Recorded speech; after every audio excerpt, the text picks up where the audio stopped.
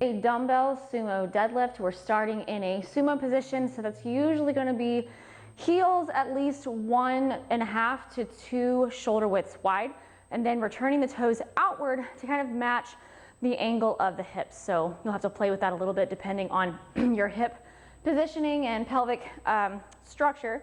So you'll center yourself over your dumbbell. The dumbbell's going to be upright just like this. That way it's a little higher up.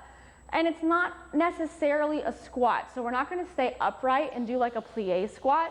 Instead, we want to think this is more of a deadlift. So we do get a lot of knee bend, but instead we're focusing on the hinge position of the squat, or of the deadlift. So we're really allowing the tailbone to press back.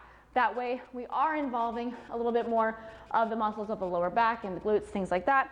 So a little bit more hinge here. We've got a nice, pretty deep knee bend as I'm grabbing hold of the dumbbell. Back is staying in a neutral position. You'll stand up with it and then come all the way back down to the floor. So you're not going to pick the dumbbell up and then pop out a bunch of squats. Instead, remember, it is a deadlift. So as you get stronger, the idea here is that we're using a pretty heavy dumbbell, picking it up and placing it back down on the floor right underneath your center of gravity. So you should tap down on each repetition all the way up, back down, trying to reach full lockout. So the knees are straight, back is nice and straight, hips are underneath the shoulders on each repetition.